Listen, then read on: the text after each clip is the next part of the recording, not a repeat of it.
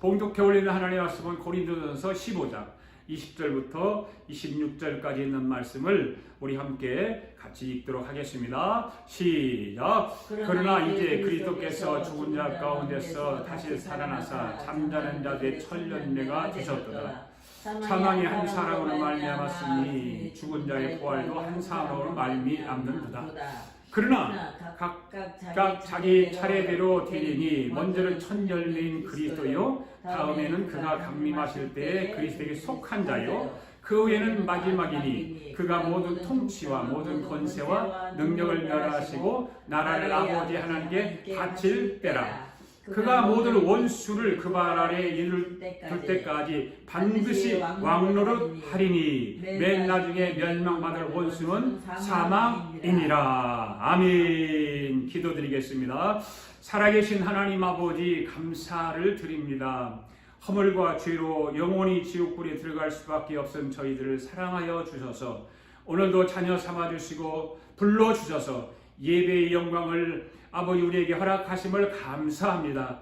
특별히 2023년도 부활절을 맞이해서 이 하나님 앞에 부활절 예배를 드리게 하심을 감사를 드립니다. 아버지 하나님, 오늘도 말씀을 통해서 부활에 대한 말씀이 다 열리게 하여 주시고 우리를 덮고 있는 어두운 원수 마귀가 물러가게 하시고 한 길로 왔다가 일곱 길로 떠나가는 역사가 일어나게 하여 주시옵소서.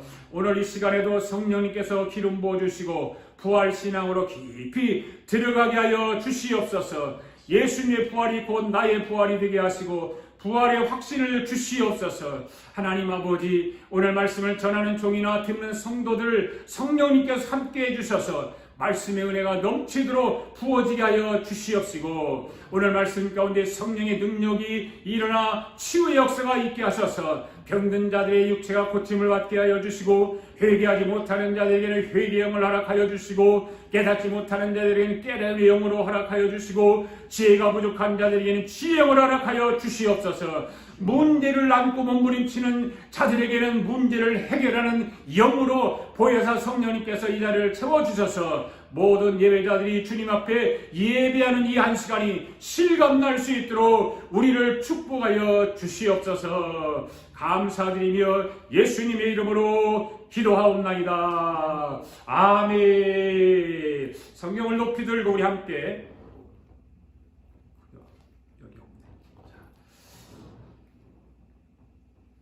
따라서 합시다. 나는 성경에 기록된 말씀이 하나님의 말씀인 것을 믿습니다. 하나님의 말씀인 것을 믿습니다. 나는 하나님의 말씀이 살아있는 말씀으로 믿습니다. 나는 하나님의 말씀이 살아있는 말씀으로 믿습니다. 나는 하나님의 말씀이 조금도 오류가 없음을 믿습니다. 나는 하나님의 말씀이 조금도 오류가 없음을 오늘도 하나님의 말씀을 배우면서 오늘도 하나님의 말씀을 그 말씀을 깊이 묵상하고 그 말씀을 깊이 묵상하고 마음에 받아들여 꼭 변화되기를 고백하며 이제 절대로 부패되지 않고 부패되지 않고 불멸하고 영원한 하나님의 말씀을 듣게 될 것인데 영원한 하나님의 말씀을 듣게 될 것인데 하나님의 말씀을 통하여 반드시 내 삶이 변화될 것을 예수님의 이름으로 고백하며 다짐합니다.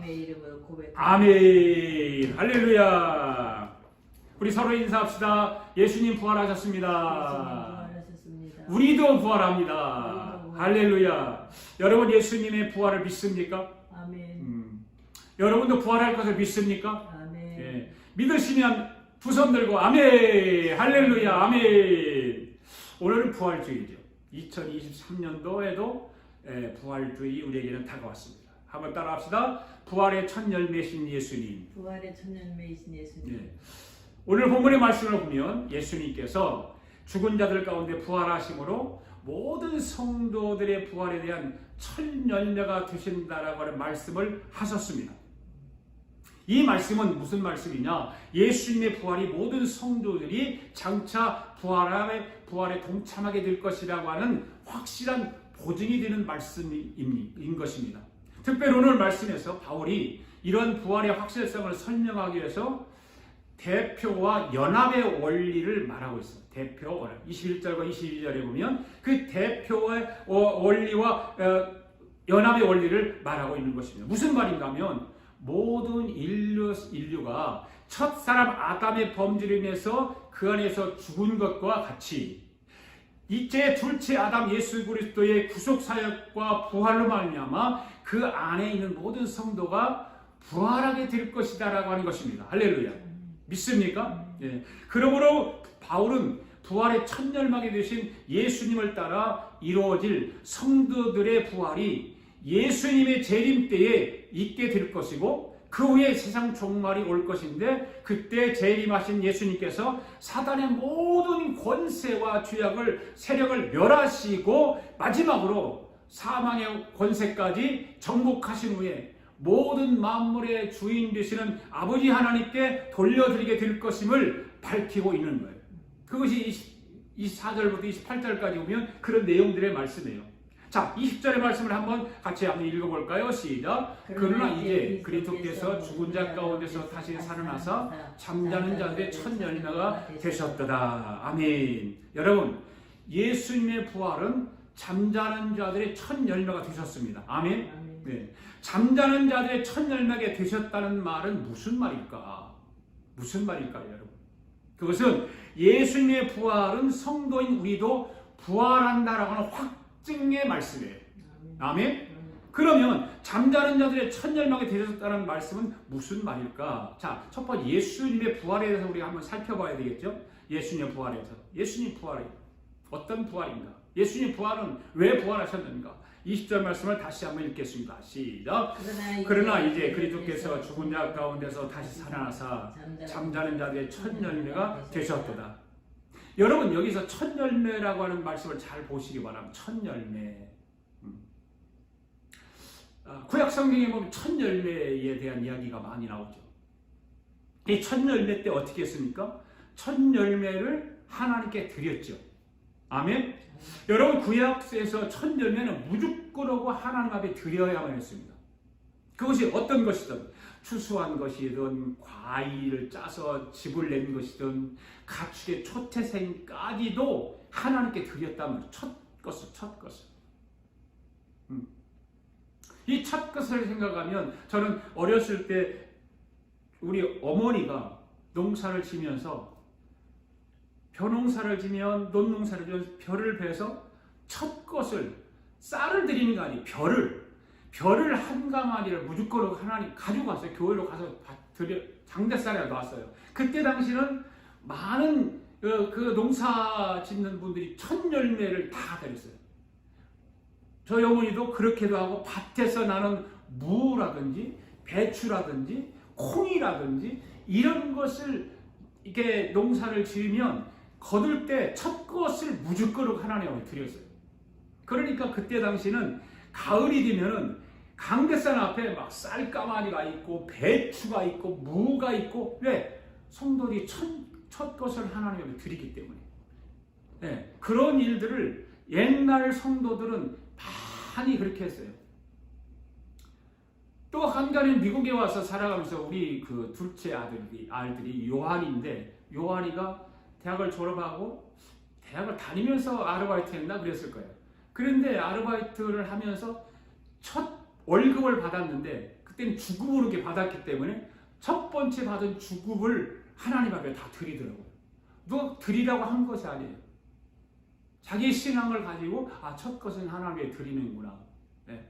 그렇게 생각을 하고 믿음으로 하나님께 드리는 거예요. 그렇게 첫 것을 하나님께서는 기뻐 받으신다는 거죠. 네.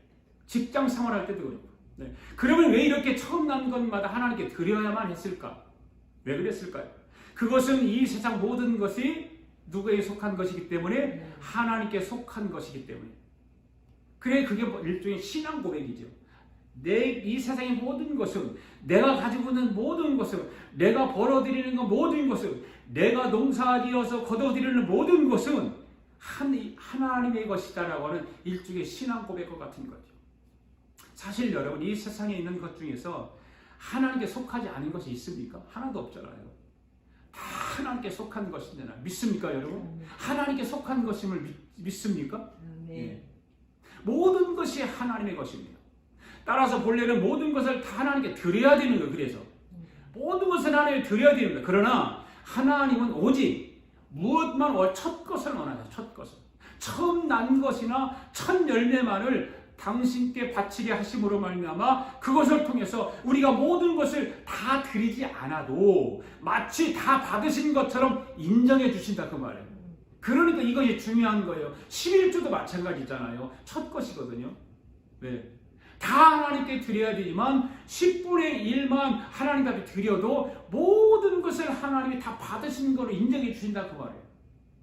바로 이러한 원리에 관해서 사도 바울은 로마서 11장 16절에서 이렇게 말하고 있습니다. 시작. 제사는 처음 익은 곡식가루가 거룩한즉 떡덩이도 그러하고 뿌리가 거룩한즉 가지도 그러하니라. 그렇습니다. 여러분 바로 이것입니다. 첫 열매란 이미 모든 것이 거룩하게 되고 하나님이 받으신다는 강력하긴 그 메시지가 담겨져 있는 것입니다. 아멘. 그러므로 예수님이 죽은 자의 첫 열매가 되었다고 하는 것은 바로 주 안에는 모든 성도가 이미 부활의 능력과 생명을 가지고 있음을 말해주고 있는 거예요. 아멘. 그래 예수 믿는 것이 바로 이런 것이 축복이거든요. 이런 것이 특권이거든요. 예수 믿는 사람에게는. 네. 이것이 예수님 부활 사건이 지니는 가장 중요한 의미 가운데 하나인 것입니다. 그래서 부활 신앙이 중요한 것입니다. 너무너무 중요한 거예요. 예수님의 부활은 단순히 예수님이 가지고 있는 그 신성을 보여주신 사건이 아니에요. 네. 그것은 현재를 살아가는 오늘 저와 여러분에게도 부활의 생명과 함께하고 있음을 보여주신 사건인 거예요. 할렐루야. 네. 우리도 함께 이따 말씀을 드리겠지만 주님이 부활하신 것처럼 우리도 부활하신다고 하는 것. 그 생명이 함께하고 있는 거예요. 오늘 저와 여러분이 실제로 십자가에서 죽지도 않았잖아요.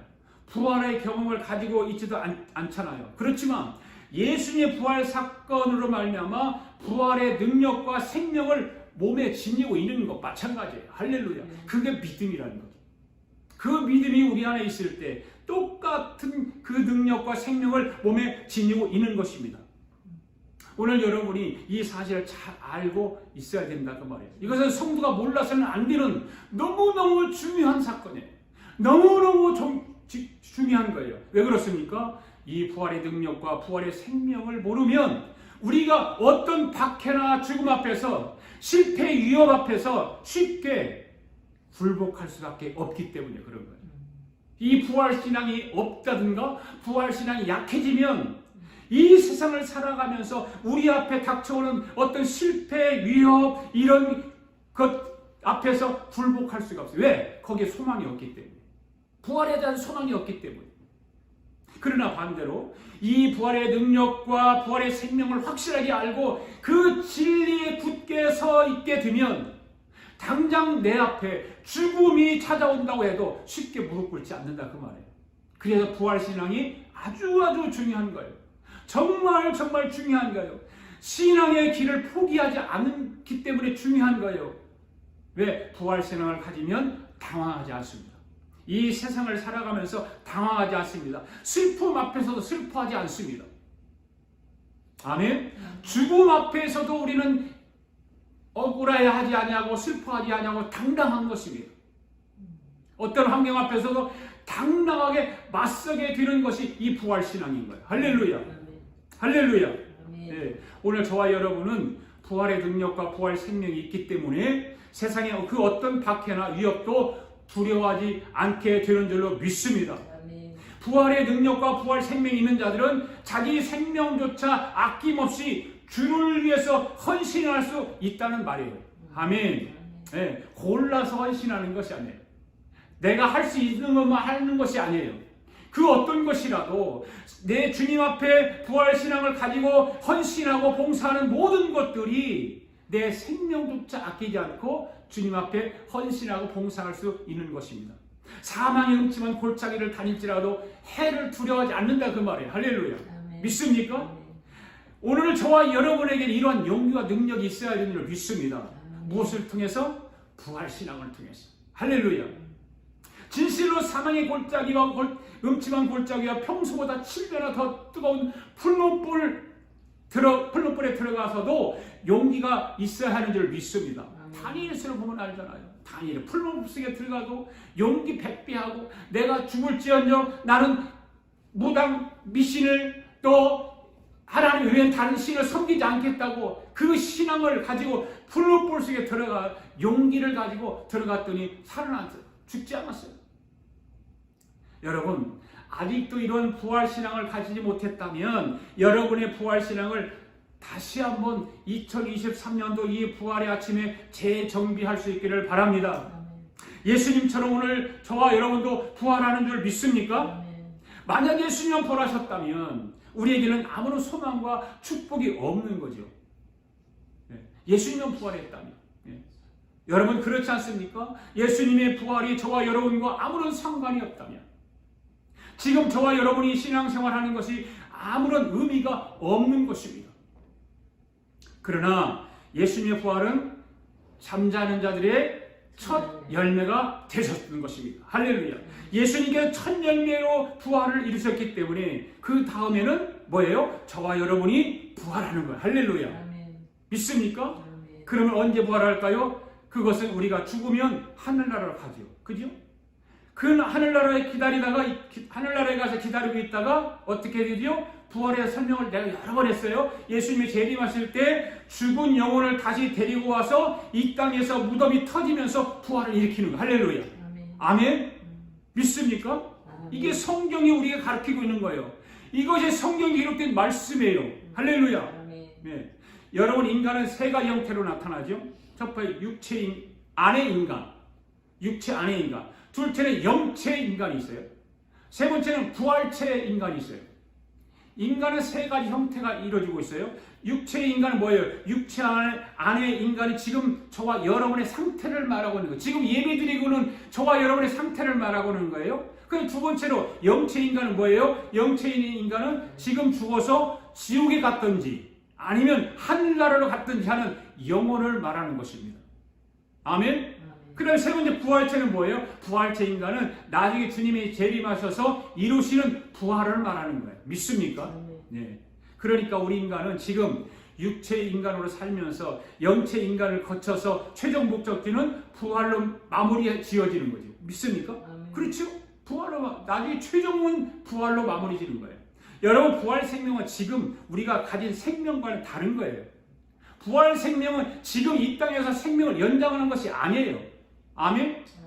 네. 사도 바울은 우리에게 그리스도와 함께 살리심을 받으면 위의 것을 찾으라고 그렇게 말하고 있습니다. 왜 그렇습니까? 우리의 생명은 이 땅에서 삶이 아니기 때문에 그렇다고 말해요. 우리의 삶은 이 땅에서의 생명은 우리 땅에서 삶이 아니에요.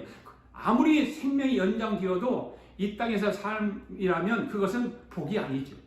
네. 복이 아니죠.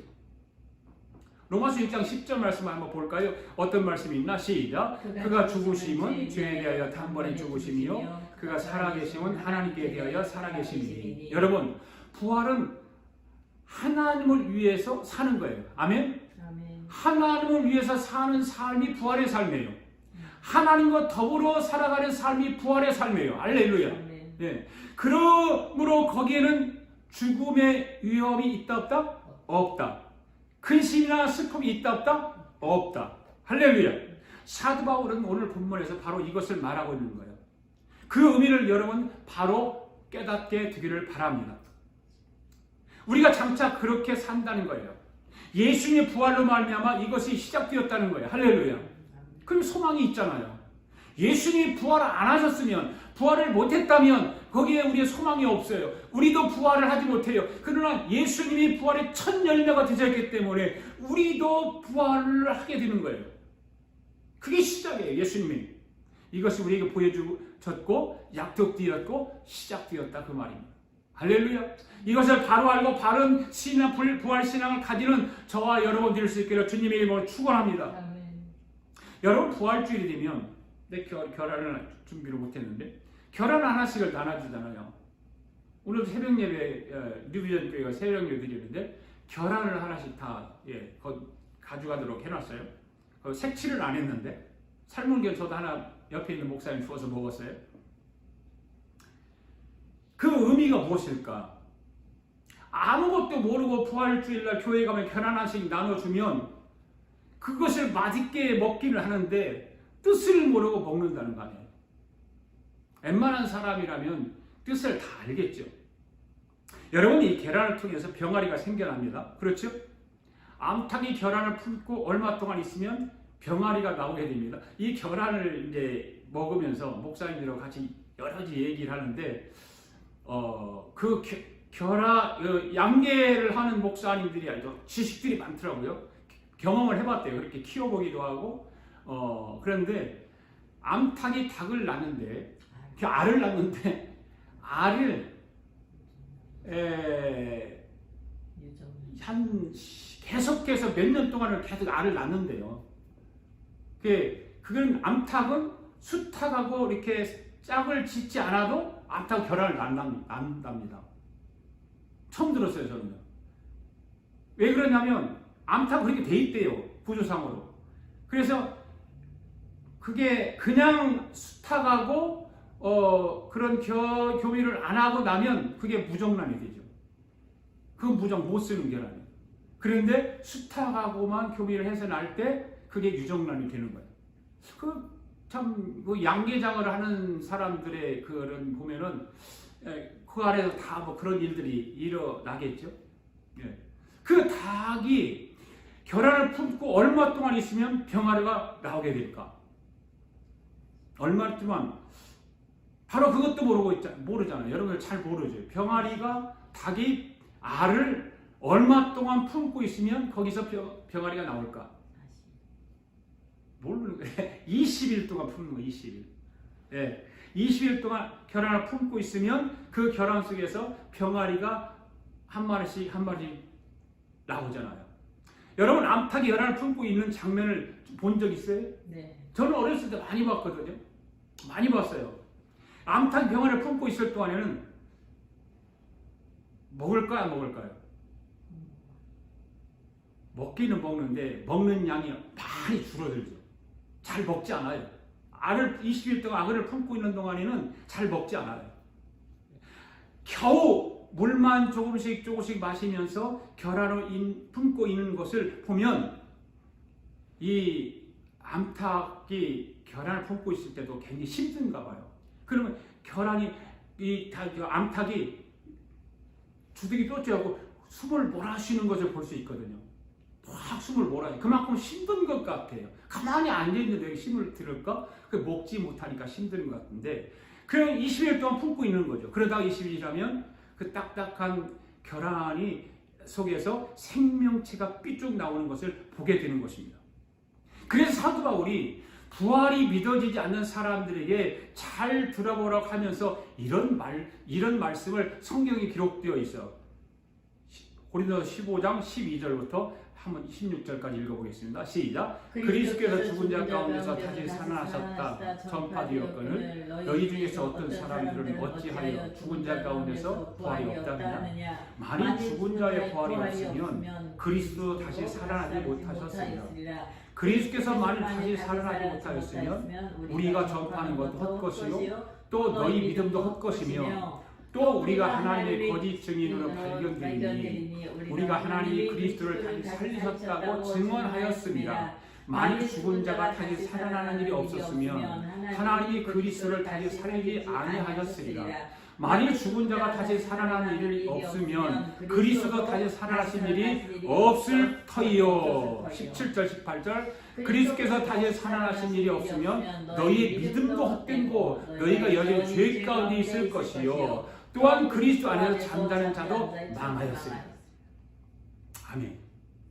그 다음 35절 말씀 한번 읽어볼까요? 시작. 누가 묻기를 죽은 자들이 어떻게 다시 살아나며 어떠한 몸으로 오느냐 하리니. 자, 이렇게 물어보면 자연 법칙을 통해서 말하라고 사도 바울이 가르쳐주고 있어요. 그것이 36절, 37절, 38절에 기록되어 시작. 어리석은 자여 네가 뿌리는 씨가 죽지 않으면 살아나지 못하겠고 또 네가 뿌리는 것은 장래의 형체를 뿌리는 것이 아니요 다만 밀이나 다른 것의 알맹이 뿌리로되 하나님이 그 뜻대로 그에게 형체를 주시되 각 종자에게 그 형체를 주시느니라. 할렐루야. 여러분, 부활하면 일단은 과학적으로 입증이 돼요, 안 돼요? 과학적으로 입증이 안 되는 사건이에요. 과학적으로는 설명을 해서 납득이 안 가는 거예요. 그래서 분명히 믿지 않는 사람들이 있어요. 보세요. 성경에도 사두개, 12사두개, 그 옛날 사두개인들이 믿지 않았잖아요. 부활을. 예수 사두개, 성경에 있는 사두개인들도 부활을 믿지 않았다니까요. 헬라인들도 이 부활을 믿지 않았어요. 그리고 고린도 교회 성도들도 일부도 믿지 않았어요. 부활을. 하물며 지금 현대를 살아가는 현대 그리스도인들도 부활을 믿지 않는 사람이 있을까 없을까? 있어요. 목사들 가운데도 부활을 안 믿는 사람이 있어요. 그처럼 오늘날에도 분명히 부활을 믿지 않는 성도들이 있고 목사들이 있다 그 말이에요. 여러분 이 결함이 암탉이 품고 있다고 거기서 다 병아리가 나올까요? 결함을 닭이 품을 때 15개가 맥시멈이에요. 15개가 20개 품을 수 없답니다. 결함. 그 닭의 그 날개 속으로 품속으로 다 앉는 것이 15개밖에 안 돼요. 그게 맥시멈이래요. 그 15개째 암탉이 품고 있다가 20일이 지나면 그 15개가 다 병아리가 어디서 나올까요? 아니에요. 그 중에 불량품이 있어요. 네. 병아리로 태어나지 못하는 불량품이 있습니다. 그 결함은 뭐가 없어요? 생명이 없다고 말해요. 네. 생명이 없기 때문에 그 결함을 암탉이 20일 동안 품고 있어도 그 결함은 병아리가 나오지 못하는 거예요.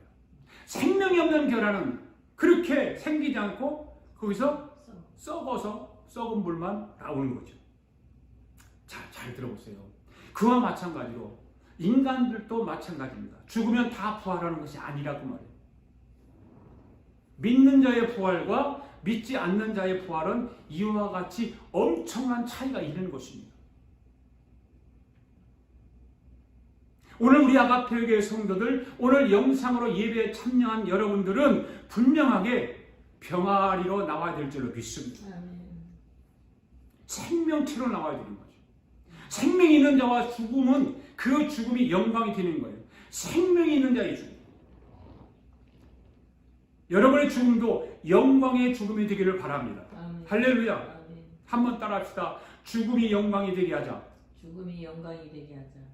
할렐루야. 여러분 예수 믿고 구원받은 사람의 죽음은 불쌍하지 않습니다. 아멘. 아멘. 그 사람들 불쌍하다고 그러잖아요. 육신의 헤어짐 때문에 불쌍하다는 거죠. 그런데 우리가 정말 깊이 하나님 말씀을 알면 부활신앙을 가지고 있다면 하늘나라 가는데 뭐가 불쌍하냐 말이에요. 어차피 인간은 죽게 돼 있어요. 조금 더 일찍 죽고 좀 더 늦게 죽고 그렇지만 인간이기 때문에 육체 몸을 가지고 있는 인간이기 때문에 슬픔도 따로 있는 거예요. 어차피 우리는 죽어요. 그래서 죽음도 준비를 해야 하는 것입니다. 무엇을 남기고 죽을 것인가? 무엇을 남기고 죽을 것인가? 나이가 들면 죽음도 준비해야 되는 거예요. 예. 자녀들에게 어떤 말을 유언으로 남기고 죽을 것인가? 준비해야 되는 거예요. 아무 자녀들에게 유언 한 마디 남기지 못하고 죽는 것도 참 불쌍한 거죠. 저는 자주 그런 생각이에요. 어떤 말을 남기고 죽을까? 고민을 하는 거예요. 어떤 말을 남기고 죽어야 우리 자녀들이 그 유언을 잘 받들어서 정말 믿음으로 이 세상을 살아갈까? 생각하고 있어요. 부활의 확신이 있으면 어떻게 죽든지 상관없습니다. 부활 생명이 있는 사람들은 더군다나 두려움이 없습니다. 아멘. 죽음이 내 앞에 찾아온다 할지라도 부활 신앙을 가진 사람은 두렵지 않습니다. 여러분이 이 세상에서 가장 불쌍한 사람이 누군 줄 아십니까? 구원의 기회를 놓치는 사람. 이 사람이 가장 불쌍한 사람이에요. 구원받을 기회가 있었는데도 그 기회를 놓친 사람이 이 세상에서 가장 불쌍한 사람인 것입니다. 오늘 저와 여러분은 그런 불쌍한 사람이 되지 않기를 바랍니다. 여러분 구원받을 기회를 놓치면 다시는 기회가 오지 않습니다. 여러분 주위에는 그런 사람이 한 사람도 없기를 바랍니다. 여러분들의 입술을 통해서 여러분들의 삶을 통해서 이 부활 신앙을 복음을 전파해야 될 줄로 믿습니다. 친척, 자녀, 가족 어느 한 사람도 구원받을 기회를 놓치는 사람이 그 누구도 없게 되기를 주님의 이름으로 축복합니다. 아멘. 오늘 부활절 예배를 드리는 여러분들은 자기 자신의 영혼에 대해서 분명하게 해야 되는 거예요. 믿습니까? 아멘. 네. 그래서 첫 번째 부활은 예수님의 부활이라고 그랬죠. 두 번째, 그래서 부활의 첫 열매라고 하신 거예요. 두 번째 부활은 뭘까요? 두 번째 부활은 나의 부활이에요. 나의 부활. 예수님이 부활한 것처럼 나도 부활한다 그 말이에요. 믿습니까? 아멘. 자, 고린도서 15장 51절 52절 읽겠습니다. 시작. 보라 내가 너희에게 이미 말하노니 우리가 다 잠잘 것이 아니요 마지막 나팔의 순간에 후련히 다 변화되리니 나팔 소리가 나매 죽은 자들이 썩지 아니할 것으로 다시 살아나고 우리도 변화되리라. 아멘. 오늘 저와 여러분이 언제 부활이 일어납니까? 아까 말씀드렸잖아요. 주님이 재림하실 때 일어납니다. 주님이 재림하실 때. 주님이 재림하실 때도 순서가 있습니다. 먼저 죽은 영혼들이 주님이 재림하실 때 무덤이 열리면서 부활합니다. 그리고 그때까지 죽지 않고 이 땅에서 예수 잘 믿으며 기다리는 사람들은 어떻게 돼요? 죽음을 보지 않고 산채로 부활합니다. 아멘? 이것이 부활의 순서예요. 이 공식이 있어요. 이것을 다른 말로 하면 뭐라고 그래요? 죽음을 보지 않고 산채로 부활하는 사람을 휴거라고 해요. 휴거. 이것이 두 번째 부활이에요. 이것이 바로 생명의 부활이라고 말해요. 오늘 저와 여러분은 이 생명의 부활이 이루어지기를 바랍니다. 그게 기왕이면 우리가 부활 소망이 있으면 죽지 않고 나 살아있을 때 주님이 재림하시면 좋겠죠. 그렇잖아요. 솔직히 한번 얘기해 놓으세요. 죽어서 부활하는 것보다 살아있을 때 주님이 오시면 산채로 부활하는데 얼마나 영광스러워요. 이런 부활의 소망이 바로 이런 건데 사람들은 이것을 그냥 기대도 안 하고 거기에 대한 어떤 소망도 없고 거기에 대한 믿음 확신이 없는 거예요. 오늘도 새벽 예배에 가서 말씀을 전하는 목사님 말씀 들으니까 뭐라고 해요? 죽어봐야 알지. 부활을 하는지 안 하는지 죽어봐야 알지. 그렇게 말하는 사람들이 너무너무 많다 그 말이에요. 그러나 주님이 지금 당장 오셔서 믿는 자들을 부활의 소망을 가진 자들을 산채로 부활을 시킨다면 그러니까 두 사람 맷돌을 갈다가 한 사람은 틀림 받고 한 사람은 틀림 못 받고 그죠? 10처녀가 있는데 5처녀는 신랑 잔치에 들어가고 5처녀는 신랑 잔치에 들어가지 못하고 두 사람이 밭을 가다가 한 사람은 밭에서 농사 있다가 들림 받는데 한 사람은 못 받고 이게 그만큼 구원의 기회를 놓치는 건 이만큼 억울한 거예요 여러분. 믿습니까? 세 번째 부활은 무엇일까? 세 번째 부활은 바로 심판의 부활입니다. 심판의 부활. 요한복음 5장 26절 27, 28, 29절 한번 읽어보겠습니다. 시작. 아버지께서 자기 속에 생명이 있음 같이 아들에게도 생명을 주어 그 속에 있게 하셨고 또 인자됨으로 말미암아 심판하는 권한을 주셨느니라. 이를 놀랍게 여기지 말라. 무덤 속에 있는 자가 다 그의 음성을 들을 때가 오나니 선한 일을 행하는 자는 생명의 부활로 악한 일을 행하는 자는 심판의 부활로 나오리라. 아멘. 이 심판의 부활은 예수 믿지 않고 구원받지 못해서 지옥 간 영혼들이 다시 돌아와서 악한 자의 부활로 이루어진다 그런 말이에요. 이 부활은 아주 무서운 심판의 부활이에요. 저주와 사망의 부활인 거예요. 우리 아가페교회 성도들은 그 부활에 가면 안 됩니다. 아멘. 우리 아가페교회 성도들은 모두가 다 생명의 부활이 이루어지기를 주의 이름으로 축복합니다. 우리 모두 생명의 부활합시다. 시작. 할렐루야. 주님께 영광. 다시 사신 자 한번 찬양 한번 불러볼까요? 주님께 영광. 다시 사신 주 사망 권세 모두 이기시었네. 흰옷 입은 천사 돌을 넘겼고 누셨던 곳은 비어 있었네. 주님께 영광 다시 사신 주 사망 권세 모두 이기시었네. 부활의 주님 나타나시사 두려움과 옷이 물리치셨네. 주의 교회 기뻐 찬송하여라. 다시 사신 주님 죽음 이겼네.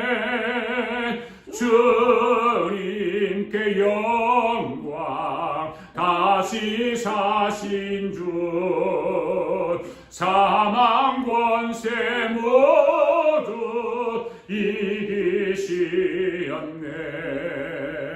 생명의 임금 영광의 주님 주님 없는 삶은 헛될 뿐이라.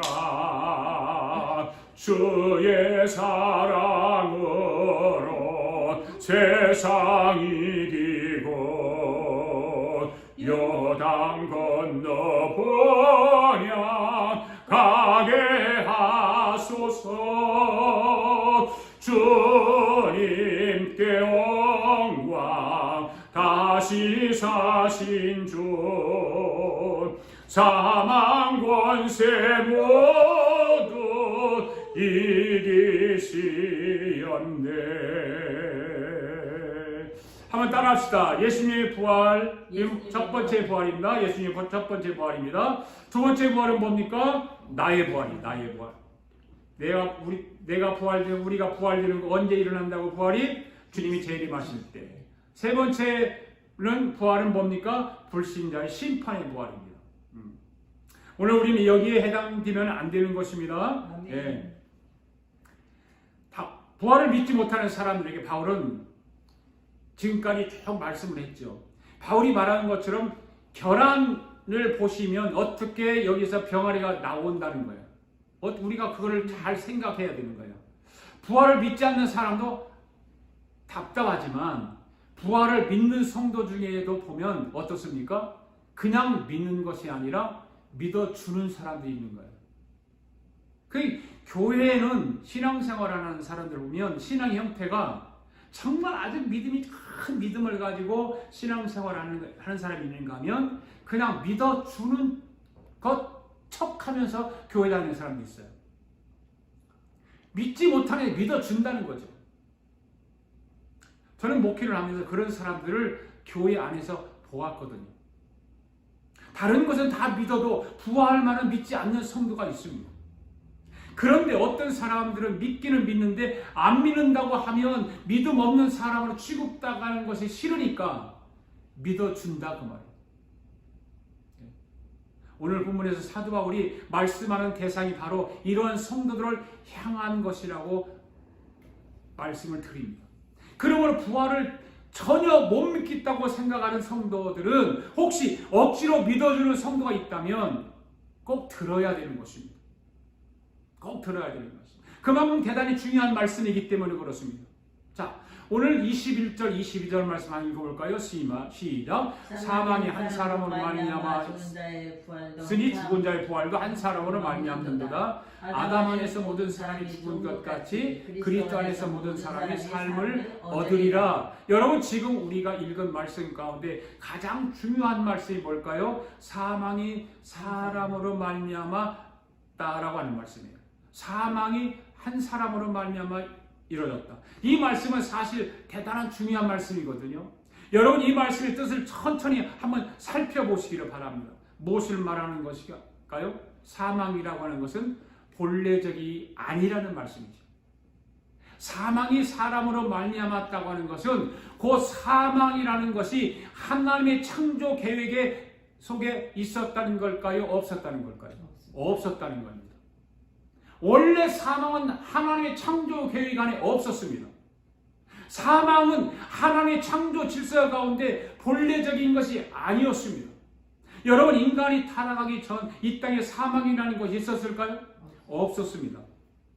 좀 더 극단적으로 표현한다면 사망이라고 하는 개념 자체를 몰랐던 거예요. 보십시오. 뱀이 하와에게 선악과 관련된 질문할 때 하와는 뭐라고 지금 답변하고 있습니까? 시작. 동산 중앙에 있는 나무의 실과는 하나님의 말씀에 너희는 먹지 말고 만지지도 말라. 너희가 죽을까 하느라 하였느니라. 여러분, 이것이 죽음이 무엇인지 제대로 아는 자의 대답입니까? 그렇다고 보기 어렵죠? 그렇죠? 잘 보세요. 잘 읽어보면 죽음이 무엇인지 제대로 알고 대답하는 것이 아니라고 말해요. 그러면 하나님이 죽음에 대해서 전혀 말씀하시지 않으셨습니까? 했어요. 하나님께서 무엇을 말씀하셨을까요? 그 다음 말씀 보면 알죠. 시작. 선악을 알게 하는 나무의 실과를 먹지 말라. 네가 먹는 날에는 정녕 죽으리라. 여기 지금 읽으면 2장의 말씀이고 그 앞에 읽었던 말은 3장에 있는 말씀이에요. 여러분, 하나님께서 분명히 죽음에 대해서 말씀하셨어요. 경고하셨어요. 주의도 주셨어요. 이런 일이 있다는 것을 알리셨습니다. 바로 이것입니다. 여러분, 그들이 죽음을 접해보지 않고 경험해보지 않았다고 해서 죽음이 오지 않는 것이 아니라는 것입니다. 그들이 하나님의 말씀을 무시하고 불순종했을 때 죽음은 분명히 왔습니다. 그렇죠? 네. 마찬가지로 부활도 우리가 비록 경험해보지 않았지만 반드시 우리 앞에 부활이 있습니다. 아멘. 할렐루야. 아멘. 왜냐하면 하나님이 말씀하시기 때문입니다. 죽음을 말씀하신 하나님은 부활에 대해서도 분명하게 말씀하셨습니다. 그러므로 사망이 왔다는 것은 부활도 올 것이라고는 확진이 말씀이에요. 할렐루야. 아멘. 그런즉 여러분은 죽음을 볼 때마다 부활의 소망을 가질 수 있기를 바랍니다. 아멘. 할렐루야. 여러분, 장례식장에 가서 장례식에 참여하고 거기서 슬퍼하고 그럴 때마다 부활의 소망을 더 확실하게 갖기를 바랍니다. 불신자리 죽음을 보면서 허물을 느끼고 절망을 키워갈 때마다 여러분은 도리어 소망을 키워나갈 수 있기를 바랍니다. 세상 사람들은 모르기 때문에. 세상 사람들은 이 부활이라고 하는 것을 믿지 않기 때문에 죽음을 보면서도 허물을 느끼고 절망 가운데 허덕이고 있다 그 말이에요. 그러나 우리는 다릅니다.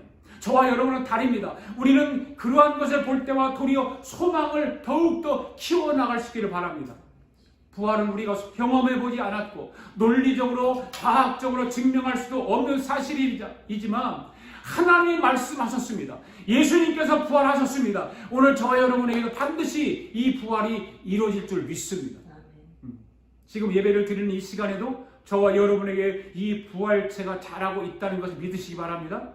부활신앙이 자라고 있는 거예요. 아멘. 이 부활주일 때마다 부활신앙에 대해서 부활에 대해서 이 말씀을 들을 때마다 우리는 부활신앙이 자라고 있는 것입니다. 암탉이 날개를 품고 있을 동안에 그냥 가만히 앉아서 품기만 하고 있는 것이 아니라 그 결안이 잘 온도가 조절이 되어서 거기서 병아리가 나올 수 있도록 암탉이 결안을 조금씩 어떻게 하냐면 움직이게 만드는 거예요. 가만히 앉아있는 게 아니에요. 결안을 굴려요. 그 안에서 굴립니다. 그러면서 조절하면서 그 결안 안에 있는 유정란 속에서 생명체가 생기기 시작하는 거예요. 이게 놀라운 거 아니에요? 그래서 20일이 지나면 그 결안 속에서 병아리가 나오듯이 오늘 저와 여러분이 하나님 앞에 나와서 예배를 드리는 이 시간에도 저와 여러분 안에는 부활의 생명체가 자라고 있는 것입니다. 우리 하나님께서 그 생명체가 자랄 수 있도록 우리를 때로는 빙글빙글 굴리기도 하는 거예요. 아멘. 이러한 사실을 믿지 않는 사람이 너무 많다는 거예요. 이런 믿음은 예배를 통해서 우리 주님이 성령으로 밀어줄 때 믿음이 생기는 거예요. 그래서 우리는 예배를 소홀히 하면 안 되는 거예요. 어떻게 하면 예배를 정말로 신령과 진리로 하나님 앞에 예배를 드릴 수 있어야 됩니다. 성령으로만이 이 부활신앙이 우리에게 믿어질 수 있도록 만들어주는 거예요. 성령이 아니면 이루어질 수 없는 거예요. 그러니까 여러분 예배를 소홀히 하지 않기를 바랍니다. 아멘. 예배를 생명을 걸고 드려야 하는 것입니다. 여러분 사람이 얼마나 어리석은지 아십니까? 참으로 사람은요 무지하다고 그러잖아요. 그리고 둔하다고 하잖아요. 이렇게 하면 이런 무지하고 둔하다고 하는 말씀을 드려보겠습니다. 많은 사람들이 자기를 낳아준 부모가 세상을 떠나서 장례식을 합니다. 부모님이 세상을 떠나니까 슬퍼해서 웁니다. 그런데 자기 부모님이 세상을 떠나는 것만 생각하고 슬퍼하면서 자기도 죽어서 그 자리에 있게 된다는 생각을 하지 않는다는 거죠. 얼마나 사람이 무지하고 둔하냐 그 말이에요. 자기는 죽지 않는다고 생각하기 때문에 그런 거예요. 분명히 자기 부모님이 지금 세상을 떠나서 장례식을 치르고 있는데 자기는 장례식을 치르면서 그 부모를 보면서 나는 죽지 않는다고 생각해요. 이게 사람은 둔한 거예요. 우둔한 거예요. 어리석은 거예요. 인간은 누구나 이런 감각 없는 인생을 살아가는 것입니다. 여러분이 세상을 살아가면서 그렇게 살아가시겠습니까? 무지하고 둔한 사람으로 살아가시겠습니까? 그렇게 감각이 없는 삶을 살아가시겠습니까?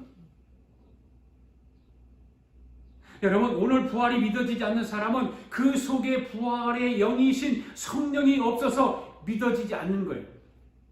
성령님이 내 안에 있을 때 그것이 믿어지고 확신이 생기는 거예요. 성령이 내 속에 들어오셔야 부활이 믿어지는 줄 믿습니다. 아멘. 현대를 살아가는 많은 사람들이요, 신앙인들이요, 교회를 다니면서 예수님의 부활에 대해서 수도 없이 말씀을 듣잖아요. 수도 없이 말씀을 들어요. 그래서 예수님의 부활에 대해서 잘 알아요. 십자가에 죽으셨다가 무덤에 묻혔다가 3일 만에 부활하셨다는 걸 다 잘 알아요. 잘 아는데 예수님이 부활한 것처럼 나도 부활한다는 사실을 모른다는 거죠. 거기까지는 믿음이 안 가지는 거예요. 거기에는 믿음이 없는 거예요. 나도 부활한다는 믿음이 없는 거예요. 그러나 분명한 것은 예수님이 부활하셨다면 오늘 예수님을 믿는 저와 여러분도 부활합니다. 할렐루야. 아멘.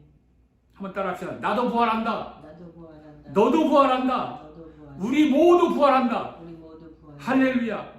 누구처럼? 예수님. 예수님처럼. 입으로 시인하시기 바랍니다. 인정하시기 바랍니다. 고백하시기 바랍니다. 시인하고 인정하면 부활의 영으로 충만하게 될 줄로 믿습니다. 여러분 지금 나도 부활한다는 사실을 시인하고 인정했습니다. 그렇죠? 그런데 여러분이 이 부활이 사람마다 다 다르다는 거죠. 똑같은 게 아니다는 거죠. 부활한다고 해서 똑같은 것이 아니라는 것입니다. 사도 바울이 이것을 말하고 있어요. 우리 부활이 다 같고 똑같지 않고 다르다는 거예요. 아멘. 해 부활이 있고 또 달의 달의 부활이 있고, 그죠? 별의. 네, 광채가 다르다는 거죠. 요한계시록에 보면 예수님이 밤모습에 나타났어요. 요한이 그 예수님을 보고 이렇게 말을 해요. 그의 광채가 해처럼 밝더라, 이렇게 기록하고 있어요. 네. 그러니까 우리 예수님처럼 광채가 해처럼 밝은 사람들은 어떤 사람인가 하면 순교자의 길을 가는 사람. 바로 해 부활로 광채가 빛나는 사람, 순교자의 길을 가는 사람. 그러니까 예수님을 위해서 순교한 사람은 해의 부활이 이루어진다 그 말이에요. 어떤 사람은 달의 부활을 하는 사람도 있어요. 저와 여러분은 이 해 부활을 갈 수 있어요, 없어요? 뭐 없어요. 우리는 순교가 이루어지지 않아요. 그러니까 어떻게 하면 나는 순교할까? 해 부활을 광채를 보기 위해서 맛보기 위해서 거기에 도달하기 위해서 순교를 한번 다짐해 볼까? 얼마나 있을까? 그렇게 많지 않겠죠. 그래서 우리는 달의 부활란 거기까지만 갈 수 있으면 최고겠죠. 네. 처음부터 우리는 낮춰서 달의 부활로 가야 하는 거죠. 네. 그 다음에 별의 부활이 있습니다. 여러분 별의 크기가 다 다르잖아요. 다 다르기 때문에 성경에 보면 별의 부활이 다르다 이렇게 말하고 있어요. 그래서 여러분 인간의 모든 마지막 결정은 부활에 이루어지는 것입니다. 아멘. 그러니까 여러분 신앙생활이 흔들리지 않고 견고한 사람들은 삶의 목표점을 이 세상에 두지 않고 부활에다가 정해놓고 살아가는 거죠. 할렐루야. 네. 견고한 신앙들, 큰 믿음을 가진 사람들은 이 세상에다 소망을 두지 않아요. 부활에다가 정해놓고 살아가요. 초대교회 성도들 그랬잖아요. 그랬어요, 안 그랬어요? 초대교회 성도들이 그랬어요. 로마 네로 황제가 예수 믿는 사람들을 그렇게 박해를 하고 죽이려고 하는데도 부활 생명을 가진 사람, 부활 신앙을 가진 사람들은 그런 사람들, 예수 믿는 성도들을 이 네로 황제가 이기지 못했어요. 네. 부활 신앙을 가진 사람들은 누구도 이기지 못합니다. 부활 신앙이 임한 사람들은 날마다 성령님이 알려주고 보여주기 때문에 시시한 이 세상의 목숨을 걸고 살아가지 않습니다. 아멘. 우리 아가페교회 성도는 모두는 한 사람도 빠지지 말고 부활의 영으로 체험받아서 이 세상을 이기고 원수 마귀를 이기고 나 자신을 이겨서 주님이 오시는 그날에 우리 모두 승리할 수 있기를 바랍니다. 아멘. 최후의 부활의 승리자가 될 수 있기를 바랍니다. 아멘. 이런 믿음을 가지고 살아가면 우리 하나님이 삶의 부활도 이루어 주실 줄 믿습니다. 우리 앞에 삶의 부활은 뭘까요? 돈이겠죠, 돈. 물질의 부활도 이루어 주십니다. 또 우리 모두가 어떻게 보면 건강하게 살기를 원하잖아요. 그래서 운동도 하고 좋은 보약도 먹고 그러잖아요. 그것도 이 부활신앙 최후의 부활의 승리자가 되면 이 삶의 부활이 이루어지면 건강의 부활도 이루어질 줄 믿습니다.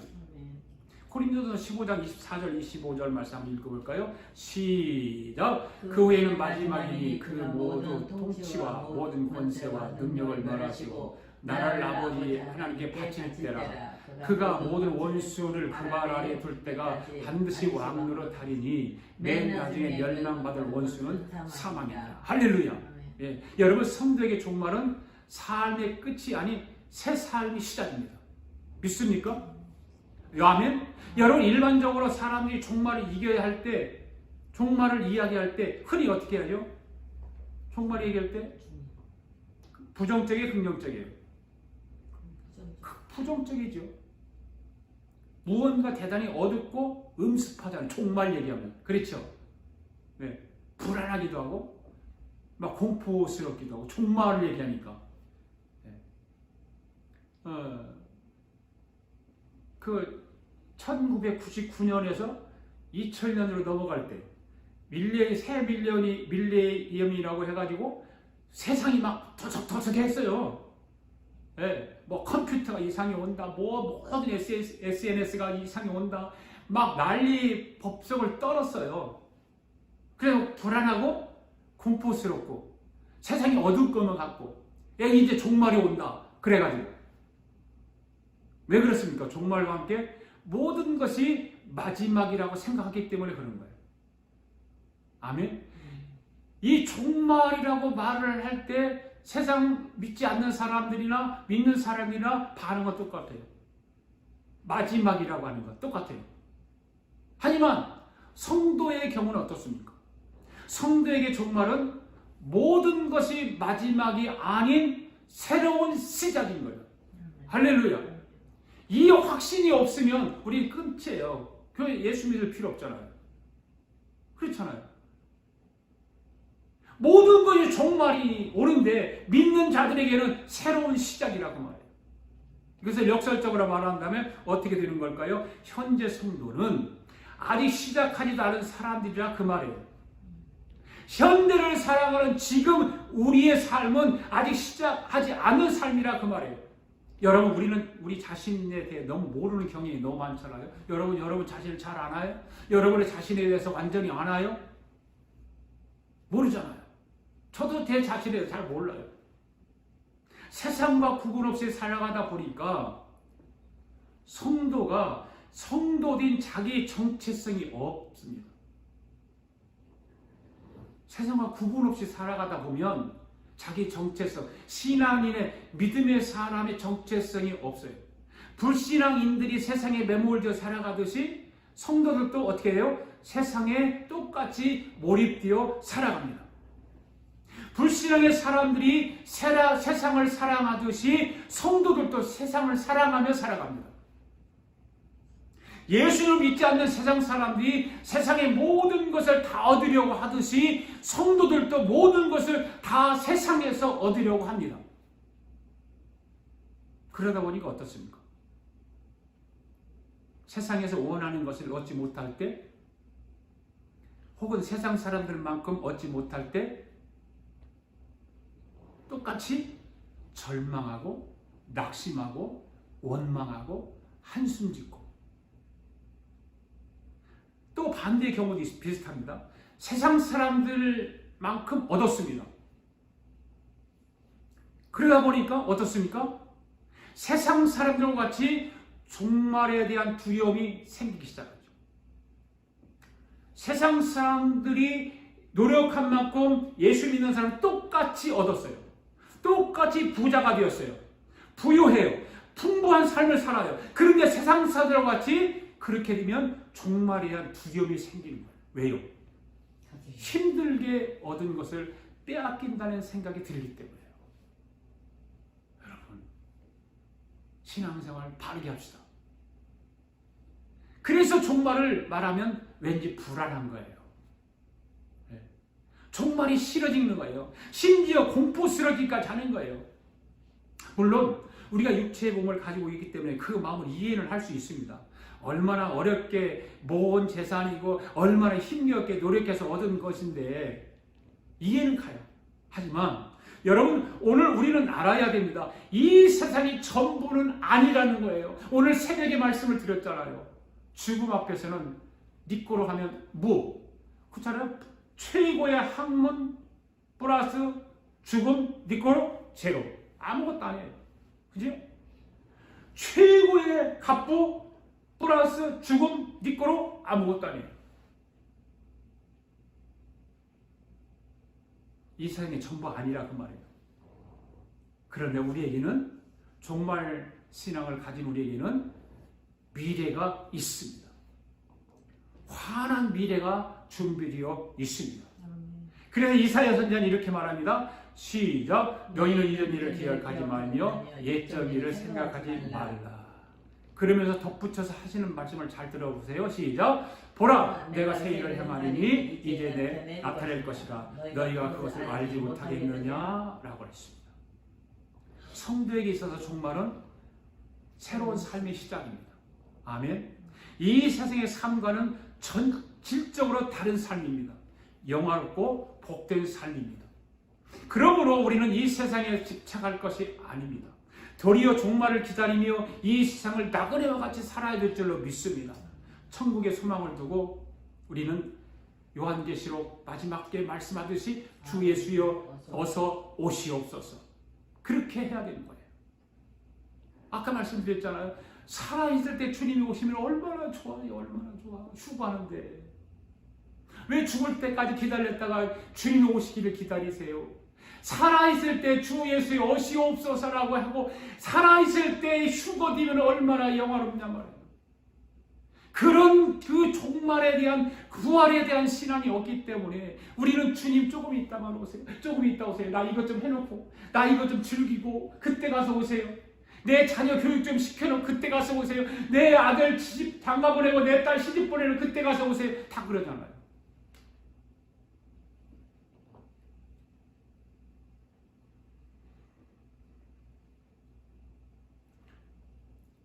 (25절) 말씀 한번 읽어봅시다. 시작. 그가 모든 원수를 그발 아래에 둘 때까지 반드시 왕노릇하리니. 우리 주님은 불갑을 왕노로 하신다고 말씀하고 있는 거예요. 만왕의 왕, 영광의 왕, 만주의 주. 부활하시고 승천하신 예수님은 이 세상 역사와 성도의 삶에 있어서 단순한 방관자가 아니라는 거예요. 우리는 예수님을 방관자로 알고 때로는 취급하기도 하고 그러잖아요. 부활하신 예수님께서 승천하시기 직전에 제자들에게 분명히 말씀하셨어요. 하늘과 땅의 권세를 하나님으로 부여받으신 만왕의 왕이요 만대의 주로서 세상 끝날까지 우리와 함께 하신다고 말씀하셨잖아요. 아멘. 그런데 예수님에 대한 저와 여러분의 태도는 어떠냐 그 말이에요. 우리 인식은 어떠냐 그 말이에요. 혹시 교회에 나와서 잠깐 만나는 분으로 생각하지는 않으세요? 예수님 안녕하세요. 네, 저 왔어요. 그래서 교회에 와서 인사 한번 하고 가는 정도. 아니면 기도할 때만 잠시 예수님과 대면하는 분으로 생각하지는 않냐 그 말이에요. 아니면 내 삶의 손님이나 의결권 없는 방청자 없어고 이 정도로 생각하지는 않느냐 그 말이에요. 여러분, 우리는 이제 생각을 바꿔야 됩니다. 여러분, 부활의 주님은 내 삶을 부활시키는 통치자이십니다. 믿습니까? 내 가정을 부활시키는 통치자이세요. 내 경영하는 사업을 부활시키는 통치자세요. 내 모든 병든 육체를 부활시키는 통치자세요. 더 나아가 온 인류의 영원한 통치자이십니다. 믿습니까? 부활하신 우리 예수님을 붙잡으시기 바랍니다. 그 예수님과 동행하시기 바랍니다. 부활하신 우리 예수님은 인류의 역사뿐만 아니라 우리 개인과 가정의 삶에 직접 통치하심으로 모든 것을 부활시켜 주시는 거예요. 할렐루야. 우리의 생각과 인생과 역사를 부활하신 우리 예수님께 함께 동행할 수 있기를 바랍니다. 부활하신 우리 예수님을 여러분의 삶의 왕으로 모시기를 바랍니다. 부활하신 우리 예수님이 여러분을 주장하게 하시기를 바랍니다. 그리하면 마지막 날에 저와 여러분도 부활하게 될 줄로 믿습니다. 우리 모두 이 한 주간 살아가면서 부활 주간이잖아요. 아이들도 방학하고 다 집에 있잖아요. 네. 그리고 이 부활 신앙을 가지고 아이들과 함께 자녀들과 함께 부활 소망에 대한 기쁘고 감사하며 승리의 대가를 부를 수 있는 저와 여러분 될 수 있기를 주님의 이름으로 축복합니다.